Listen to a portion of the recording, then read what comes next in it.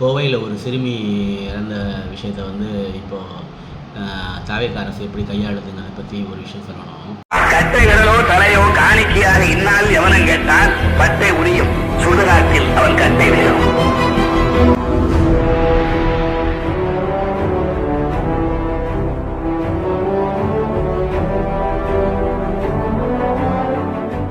வணக்கம், திராவிடன் step YouTube சேனலுக்கு உங்களை வரவேற்கிறேன். இந்த காணொலியை லைக் பண்ணுங்கள், ஷேர் பண்ணுங்கள், கமெண்ட் பண்ணுங்கள், சப்ஸ்கிரைப் பண்ணி பாருங்கள். இந்த கோவை சிறுமி விஷயத்தில் வந்து தாவேக அரசு எப்படி ஹேண்டில் பண்ணுதுன்னா, பக்கத்து வீட்டில் ஒரு ஆண்டியை வச்சு அந்த அம்மா வந்து குடிச்சிருந்தாங்க. அவங்க வந்து அந்த பொண்ணை கேர் எடுத்து பார்த்துக்கல, அதனால தான் இப்படி ஆயிடுச்சு அப்படின்னு சொல்லி பேசியிருக்காங்க.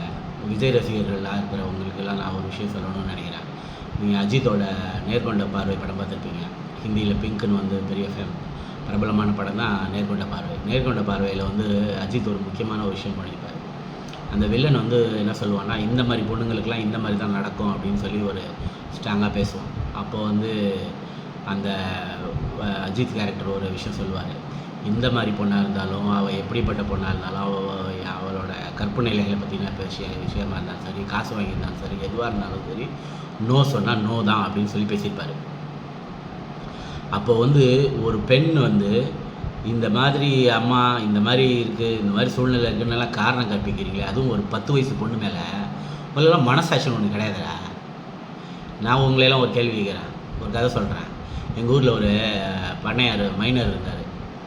எல்லா ஊருக்கும் ஒரு மைனர் இருப்பாங்க. அந்த ஊரில் மைனர் வந்து அவர் என்ன பண்ணார், அவர் பொண்டாட்டி பிள்ளைங்க, அவருக்கு ஒரு பையன் ஒரு பொண்ணு, அவர் பொண்டாட்டியெல்லாம் விட்டுட்டு ஒரு வப்பாட்டி வச்சு தெரிஞ்சுக்கிட்டே இருந்தார். அந்த வப்பாட்டியோட தான் அவர் போகிறது வர்றது எல்லாமே இருந்தார். இனோவா கார்லெலாம் போயிட்டு இருந்தார்.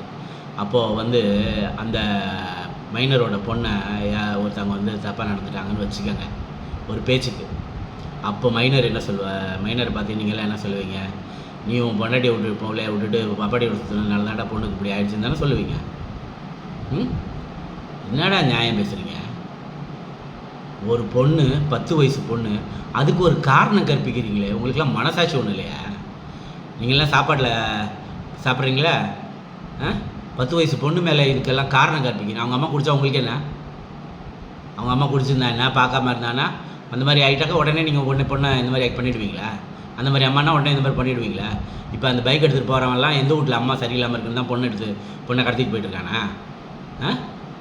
உங்கள் அரசு உங்களுக்கு ஒரு காரணம் தேவைப்படுதுங்கிறதுனால பச்சை புள்ள மேலே ஒரு பழி போடுறீங்க, பெத்த அம்மா மேலே ஒரு பழி போடுறீங்க.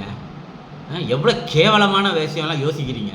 இந்த மாதிரி விஷயத்தெல்லாம் யோசிக்கிற மூளை இருக்குல்ல, அது மூளையே இல்லை, அது சாக்கடையில் மிதக்கிற பச்சை புள்ள மேலே பழி சொல்கிறீங்களே, இந்த பாவம்லாம் அவங்கள சும்மா விடுமாடா?